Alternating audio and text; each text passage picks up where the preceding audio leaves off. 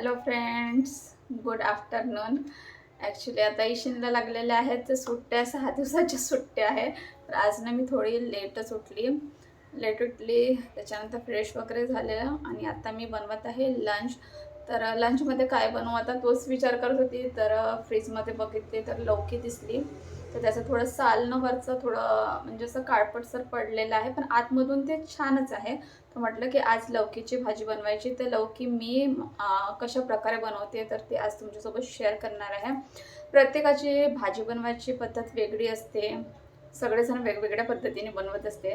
तर मी लौकीमध्ये पण वेगवेगळ्या प्रकारच्या भाज्या बनवतच असते. तर आज तुम्हाला ना काही वेगळी लौकीची भाजी दाखवणार आहे, जी की तुम्ही ग्रेव्हीमध्ये पण बनवू शकता, सुकी पण बनवू शकता, झटपट पण बनते आणि खूप टेस्टी आणि जास्त काही ऑइलचा पण आपण वापर नाही करणार आहोत. तर चला, आज वातावरण बघा किती मस्त आहे, थंडी थंडी हवा सुरू आहे बाहेर. तर फ्रेंड्स, हे बघा लौकी, याचा साल थोडा ना काळपटसर झाला आहे, पण आतमधून छानच आहे. त्याचं साल काढून घेत आहे आणि आता याचे ना म्हणजे असं याला आपल्याला किसायचं आहे. तर मी फ्रूट प्रोसेसमध्येच किसणार आहे. तर थोडंसं असं कट करून किसून घेईल, म्हणजे कसं ना लवकर होऊन जातं काम.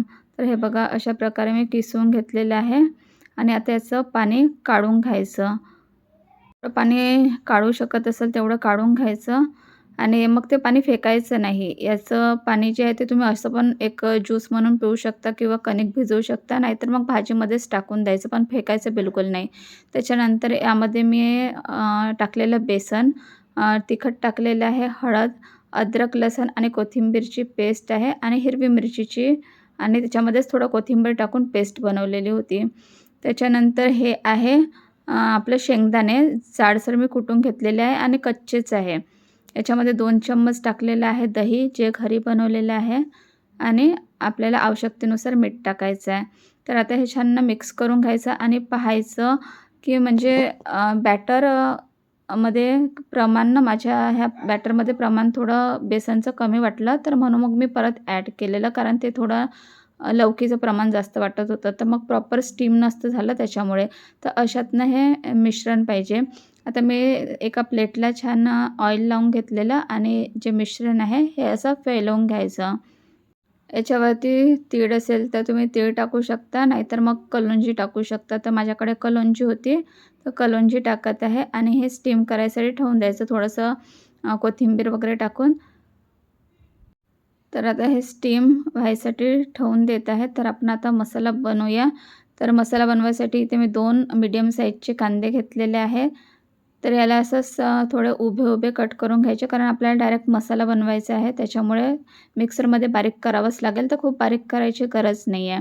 आणि सोबतच 2 टमाटर घेतले, ते पण असे थोडे मोठे-मोठेच कट करून घेतले.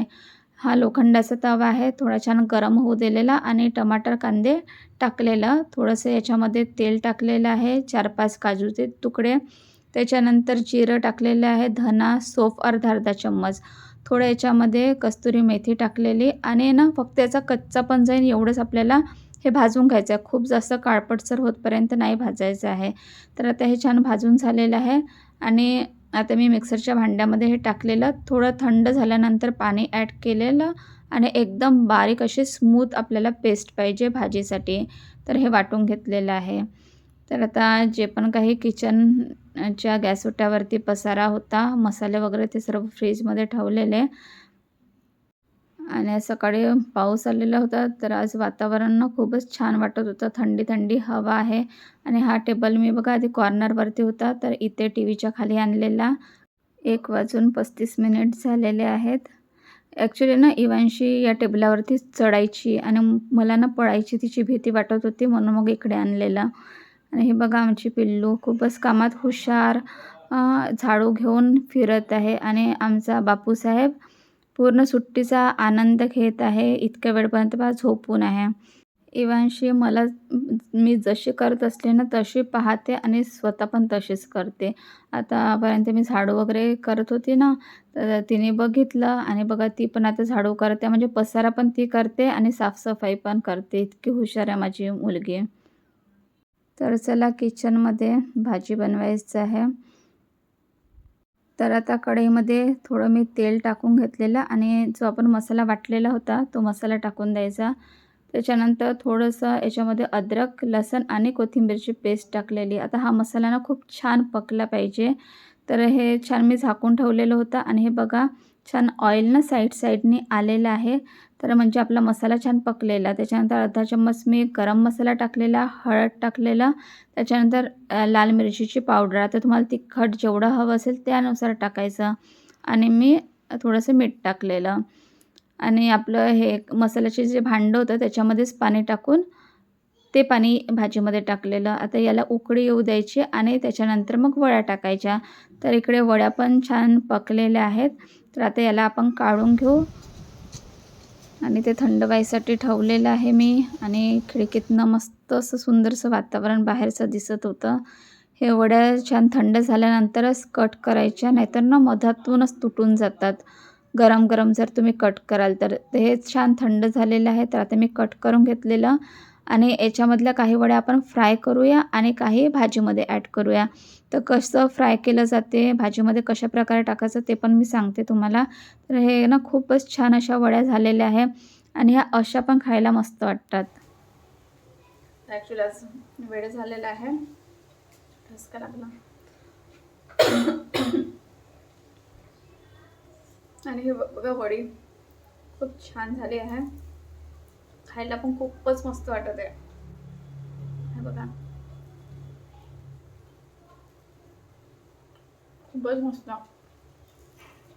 हे तुम्ही फ्राय पण करू शकता, नाही तर मग डायरेक्ट याची सुकी पण भाजी करते. छोटे छोटे बिस्कट करायचे, कांदा आणि टमाटर टाकून सुकी भाजी, तशी मी ग्रेव्ही बनवत आहे. याला फ्राय करून खाल्ले तरी छान वाटते, असे पण खूप छान वाटत आहे. काय झालं मग चिमिक? ए छोटी चिमचिम, जाऊ मी येऊ? काय झालं, कशासाठी रडते तू? आ ये मग माझ्याजवळ ये मग माझी डॉल, ये मग शोना. अगं ये ग चुचू चुचू.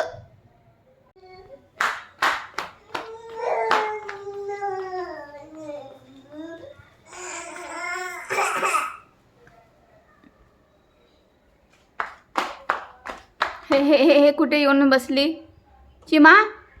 ए छोटू चिमा, चला चला या मम्माजवळ लवकर. तर आता आपण इथे वडे फ्राय करूया. गॅसवरती दुसऱ्या साईडने मी ठेवलेले आहे भाजीची ग्रेव्ही. तर ऑइलमध्ये राई आणि जिरं टाकलेलं आणि हे वड्या असं टाकून द्यायचं. तुम्हाला जर स्पायसी हवं असेल तर वरून थोडंसं तिखट टाकून द्यायचं, म्हणजे ते अजून छान स्पायसी वाटतात. आणि दोन्ही साईडने ना छान खरपूस भाजून घ्यायचं, म्हणजे खाताना ना क्रिस्पी पण वाटतं. तर हे बघा छानसे असे झालेले आहेत. तर हे काढून घेतलेलं मी आणि बाकीचे मी काही ना असे भाजीमध्ये टाकायसाठी ठेवलेले. तर जशी भाजीला उकळी आली तर ह्या वड्या टाकत आहे मी. पण फक्त ना उकळी आधी येऊ द्यायचं, त्याच्यानंतरच वड्या टाकायच्या, म्हणजे ना वड्या आपल्या तुटणार नाहीत, जशाच्या तशाच राहतात. मी तुम्हाला दाखवत आहे याच्यासाठीच की वड्या तुटलेल्या नाही आहेत, जशाच्या तशाच आहेत बघा. आणि खूप छानशी अशी आपली भाजी झालेली आहे, उकळी आलेली. आणि वरून टाकत आहे मी कोथिंबीर आणि सोबतच बनवत आहे गरमागरम पराठे तूप लावून. तर असे मी त्रिकोणी पराठे बनवत आहे, कारण आता तशी पण लंचची वेळ झालेलीच आहे. तवा गरम झालेला आहे आणि दोन्ही साईडनी पराठे पण शेकून घ्यायचे आणि साईडनी छान याच्यावरती मी तूप लावून घेतलेलं, तूप किंवा ऑइलचे पण तुम्हाला आवडत असेल तुम्ही लावू शकता. तर भाजी पण रेडी, सगळं स्वयंपाक झालेला आहे रेडी. तर या फ्रेंड्स तुम्ही पण जेवण करायसाठी आणि वरण पण बनवलेलं. तर फ्रेंड्स हे बघा थाली रेडी झालेली आहे आणि खूप छान अशा वड्या बनलेल्या आहेत.